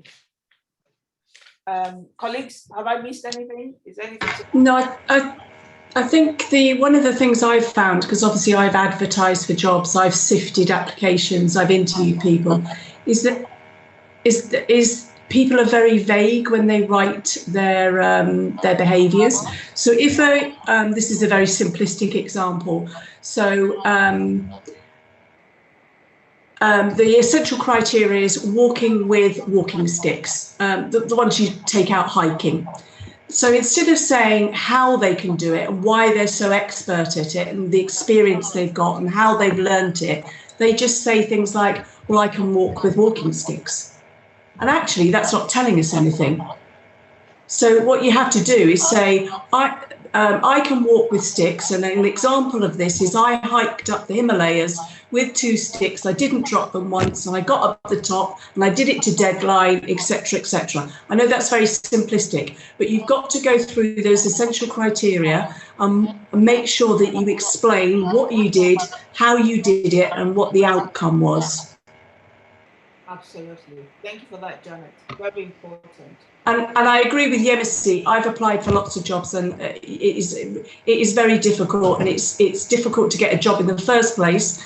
And I think that's not just the civil service. I think that's generally, sorry about the cat there, but it is very hard to get promoted as well. So keep at it, and just the more practice you have, even if you get knocked back, the more experience you get, and the easier it will become. If you go onto YouTube as well, YouTube's got quite a few videos about applying for the civil service and about going for the interview and actually completing the actual application form as well, and any tests with regard to behaviours and strengths questions and evidence, etc. And that's what we use ourselves if we're looking to try and develop ourselves. There's an awful lot of information on YouTube. Just Google it. I was also going to add that if you also go into gov.uk, you can get more information on success profile. Just type in success profiles, it will come up with different examples and overview, so you can read about it before you apply. Fantastic. Thank you, ladies. Next question. We can hear you, please. Sorry, I did that on purpose. Janet's got cats and I've got dogs at the back. It's really not a good combination. Okay, so right, somebody said, good afternoon, please.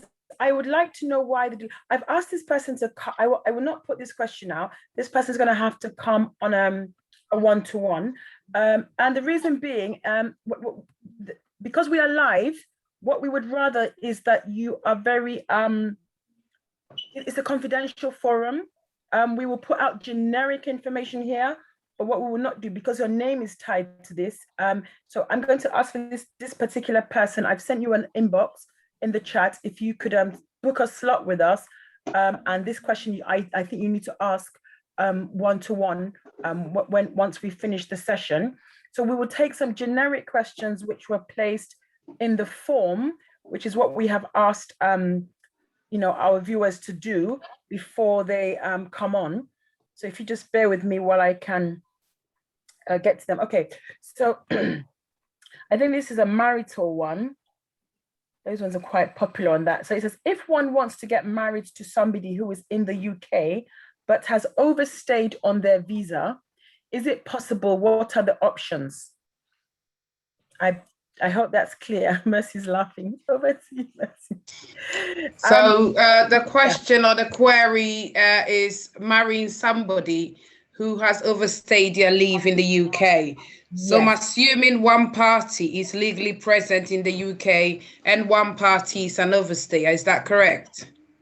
If one wants to get married to somebody who's in the UK, yes, but has overstayed on their visa. Yeah. So I'm assuming one party is, for example, British or has indefinite leave, and the other party is an overstayer. Right. Of course, it's their human right to be able to get married. So the answer to that is yes. Number two, if they are going to use their marriage to gain immigration advantage, then that's a different story. So I'm assuming here that they're getting married for love. So the UK government cannot stop them from doing that. However, there is no guarantee that that marriage will lead to anything. Yeah. So they are allowed to get married by all means because it's their human right. It's their basic human right. However, if they are going to use that marriage to gain immigration advantage, that's a whole different story, because being an overstayer, there are different types of overstayers. Is this person an overstayer who has already been served papers and is being told to leave the country? Is this person reporting to us? Or has this person then absconded from their reporting restrictions? You see? So an overstayer is quite vague. There are overstayers who we have actually put their details on the police national computer because we are looking to remove them because they have consistently refused to report to us when required to do so. So if an absconder who we are looking for and have circulated those details on the police national computer now walks into our office with their partner that they want to go and get married, it is different. we are going to treat that person differently to somebody who we don't even know they have overstayed, or we haven't encountered. Of course, we do know they've overstayed because we've got the records, but who we have never encountered before. So there are different levels of overstayers. Okay. So it depends where this person is. Yeah. So even if the relationship is deemed as subsistent, it doesn't necessarily mean they will be gaining immigration advantage from that relationship. Nothing stops them from getting married, but UK is not necessarily going to be the place that they have to exercise that right to be together. Sure. So, of course, if you love somebody, you can move to wherever they are and live with them happily ever after. Sure. That happily ever after doesn't necessarily have to be in the UK. So right. that is the long answer. The short answer is yes. The long answer is it doesn't necessarily mean that they are going to gain any immigration advantage from that. Sure. Sure. Yeah. However, if you're an overstayer, my advice will be go back and do it from home. And, because when you return and make a fresh application, the application will be considered on the strength of your supporting documents. Yes. It takes so much stress away from you. You make an application, they look at the information before them. They do not look at your immigration record. Whereas here, your immigration record will play a role in that decision making. Yeah. So the simplest, straightforward way is to return to your country and make the application from there. Okay. That would be my advice. Okay. And one last one on marital before we move on. So if somebody lives in the UK, has lived in the UK for a very long time, but has met somebody abroad, whether it's Nigeria or wherever, and they decide they want to get married, so the person living in the UK, where do they start filing from? Do they have to go to the person's country, or do they file for the person from the United Kingdom? No, they go to Nigeria and start the process. Right. Of course, the first thing they do, people who ask me, I just tell them, get your papers in order. And by that, I mean, go on .gov or even go to your local embassy. They have information on marriage. There is so much information on the internet. It's ridiculous. Basically, you have to earn over a certain amount to be able to bring somebody in the UK. I think, is it 18,500 now? It used to be, it's about 18,500. It goes up around April every year. So look at the figure now and collect together your evidence of the relationship. How did you meet? How are you interacting with each other? Are you texting? Are you calling? Try and get some information to show that you are working on the relationship. Obviously, your pay slip, your work contract, evidence that you have somewhere to stay. And if you bring this person, you'll be able to look after them without asking the government for help. Basically, the whole idea, the underlying idea is to be self-sufficient. Yeah. If you can't look after yourself, you can't bring somebody to be a burden on the state as well. This is why you have to earn a certain amount of money. You have to have a roof over your head, because we don't want the person to arrive and then you're at the council trying to get accommodation. Yeah. And then you have to have enough money to look after yourself plus this person, because we don't want, you to be applying to the government to be helping them. So the issue is, you prove that you are self-sufficient, you have a job, you are responsible, you have roof over your head, and you will be able to maintain yourself and maintain the person that you are bringing over. Where do you start? You start with your documentation. That's what I always say. Have you got a pay slip? Do you earn the money? Do you have evidence of your accommodation? Is it a secure and safe accommodation? And can you, in the long term, because now, it's 2.5 years and you renew it. In the long term, it's not short term. In the long term, are you going to be able to maintain this person going forward? Otherwise, after the first year, once you get the person here, when it's due for renewal, then there's a problem because you don't have a job. Or I'm not saying you can't lose your job, but it's the picture. Everything is about supporting evidence. If the time comes and you've lost your job and this person is working, all the evidence will be used as part of the application to show that, you know what, I've lost my job, I've been furloughed, so maybe I'm getting less. Just put the evidence. We are not robots, we are human, and we will consider our extenuating circumstances. But first of all, you get your paperwork together. Make sure you fall within everything. You earn the money, you've got accommodation, you can evidence that. And then you go and, you know, do your marriage thing, wedding, traditional, whatever. Keep the pictures, evidence, your marriage certificate. You go to the embassy, you put the application in. You might be called for an interview, you might not, and then you take it from there. Awesome. Sometimes you don't even have to be married. You can be unmarried partners, and it's the same process, minus the marriage evidence. You can be unmarried partners, because these days, not everybody wants to get married. People live together without being married, but the rights are different. The application is basically the same.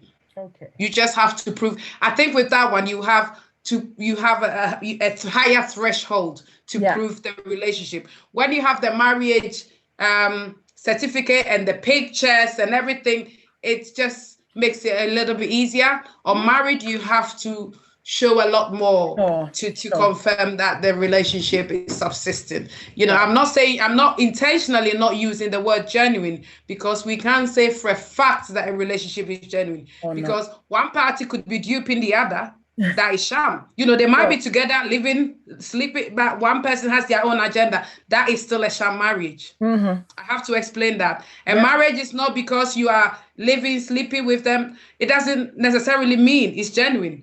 One party might have a hidden agenda and is duping the other party. That is still a sham marriage, even though they are together. So the definition of sham is very, very broad, but also narrow in certain ways. Sure. Yeah, so intention is also important in our assessment of credibility. Okay. I don't know if you have any questions from Facebook, Yemi, because I'm not on Facebook at the moment. If not, I will take from the chat. Please take from the chats. Okay, that's fine. I'll come back to you on Facebook. That's fine. Okay. Okay, so we've got 2 people so far who have been booked in for the after talk. Somebody said, great to see the new post-study visa route. It is a welcome development. Kindly ask, does the study and post-study periods count towards the time you have to be in the United Kingdom to be eligible to apply for indefinite leave to remain? Should I read that again? Yes. It says, does the study and post-study periods count towards the time you have to be in the United Kingdom to be eligible to apply for the independent leave to remain? I think that question will have to independently. What is independent leave to remain? That's what they've typed. Let me see. I'm not the professional. I think it does. I think it does. I'm not 100% sure. That's not my area, but I think it does. But yeah, I think it does. Is it 4? I think it does. I think it does. I'm not 100% sure, but I think it does.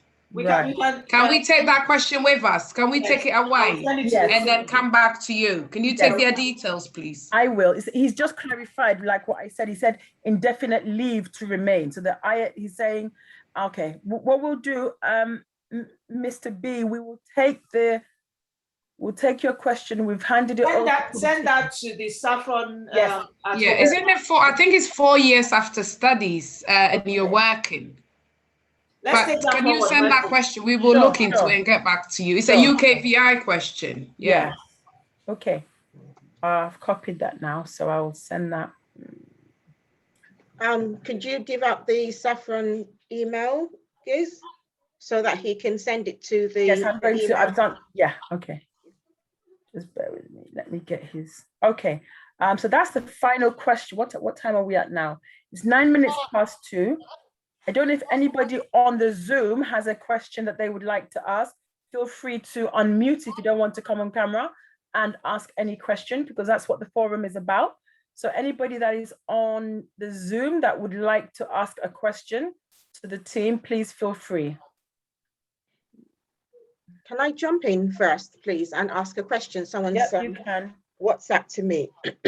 I know it's around Windrush, and Yemisi has redirected us to the Windrush platform or hub group. I don't know the discussion, but they also, this person wants to know if you have parents who have definitely been in the UK well before 1973, and they're back in Nigeria, and does Windrush cover pensions? So they've never been able to access their pensions, and they did work in this country prior to returning back to Nigeria. Does Windrush cover pensions? Can they apply for their pensions? Ideally, with pensions, all they need to do is write to the DWP. Okay. That's all they need to do. I know a lot of people who have returned to Nigeria and they're getting, to other African countries, and they're getting their pension. So all they need to do is get the individual, male or female, get all the details, get maybe an email from them, or even get the go to DWP website and write to them, and they can either he or she can get the power of attorney to be able to have that conversation on behalf of his or her parents and take that forward, or they can go online and do that. It's not, the pension is not under Windrush, but if they were here and they were working and they had some sort of status when they returned before returning to Nigeria, I think it might just be a good idea for this individual to ask them to log into the Windrush awareness events and ask questions. It's either yes or no. It's as simple as that. It's either they say, oh yes, they qualify to come back to the UK under Windrush, or no. Does that make sense? I'll just thank you for reminding me. I'll just I'm looking at some of the sessions, and I'm going to. There's actually a telephone number if you need more information on Windrush. Mm-hmm. But with DWP, it's DWP. It's not under Windrush. Yeah. But for Windrush, if this individual wants to find out for his or her parents, it's 0800 678 1925. They're actually open today. They're actually open Monday to Friday, 9 to 5, Saturday and Sunday, 10 to 3. Okay, it's brilliant. Thank you, Yemisi. All I did now was just upcoming events. Okay, the last one was, they have upcoming events. May, they had one in May, June, okay. So just Google Windrush engagement team, Windrush engagement events on gov.uk, and it just takes you straight to the Windrush page on gov.uk. Please make sure it's on gov.uk, not any other link, gov.uk. That is where you get all the information. Right. Is that all the questions? Yes, unless there's anybody on the Zoom, like I said, please feel free to unmute and ask your question. So far, I only have 2 people coming to the one-to-one, and I'm going to give you up until 2:15. It's 2:13 now.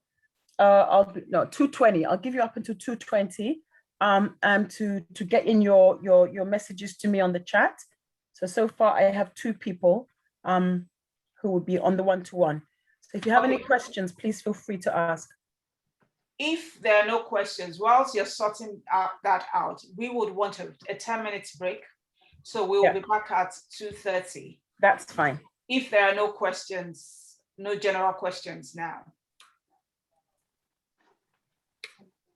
Yeah? Yeah, that's absolutely fine. That's fine. Can I just add one thing before we go? Sorry. I'm just sitting here looking on the internet, and there's lots of information about how to apply for your pensions, what documents you'll need, how long does it take, how do I claim it. There's lots of things on gov.uk there, but if you, all I put in was how to claim state pension, and lots of information will come up. Okay, thank you, Janet. We will put that forward. Okay, Okay. Absolutely. Thank you for that, Janet. So ladies, let's go have comfort break and we'll be back at 2:30. Yep. Thank you.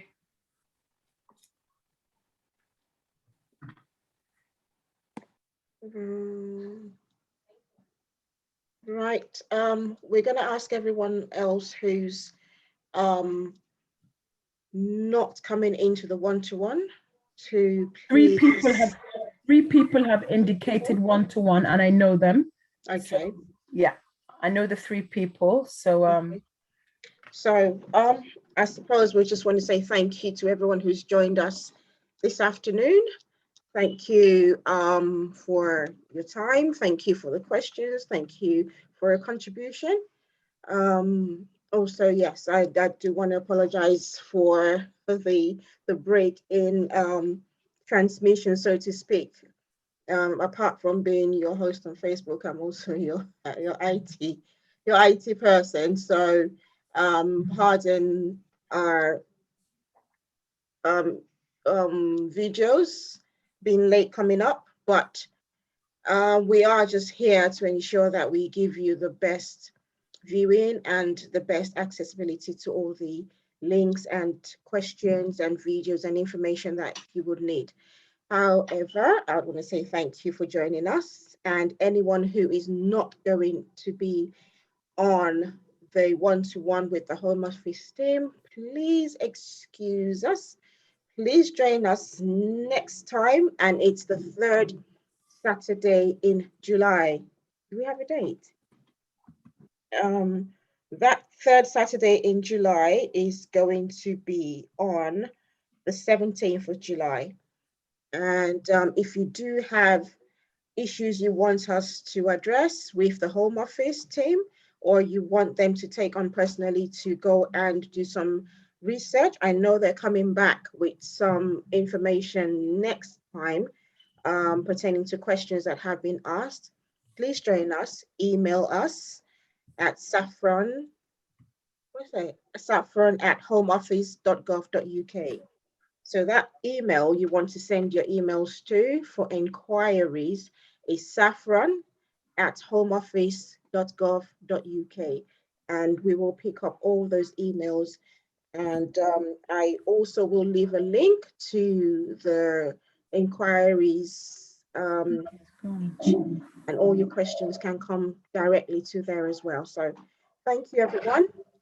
If you're going to stick behind, otherwise, please, we don't want to throw everyone out, so just excuse yourselves. However, if you remain, we might have to throw you out, and I think it's quite rude and we don't want to. I know Geese doesn't want to. He does that job. No, I don't. I really don't. We've just dropped the email address for you all in the chat. So it's saffron@homeoffice.gov.uk. Please feel free to send your inquiries, any questions, and direct to that email, and it will be picked up by the team. And leave your contact details so that the team can also contact yourselves. You can understand that this forum is where you come to get support and some guidance, and then signposting. So there will be some questions on here that might not necessarily be answered on here, hence the reason why we direct you to that email, so that your questions will be directed to the right team in order to get you the right answers that you all deserve. Okay, so yes, on behalf of Saffron, we want to say thank you, myself and my colleagues. So thank you, Dee, for joining. Thank you, Marcia, Yemi, of course.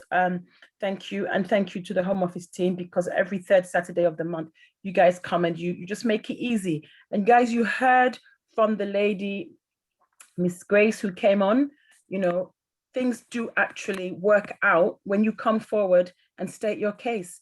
You can't keep hiding behind people who don't know the right things to say, the right things to do. So please, please, please share. We will be back the 3rd Saturday in July, which you said was the 19th of July? 17th of July. Oh, 17th, I beg your pardon. The 17th of July, we will be back here again, live and direct, 12 to 3 p.m. So please, please share that information, and we will be sharing our links as we normally do nearer to the time. So at this juncture, I have 3 people who will be joining in the one-to-one hub sessions.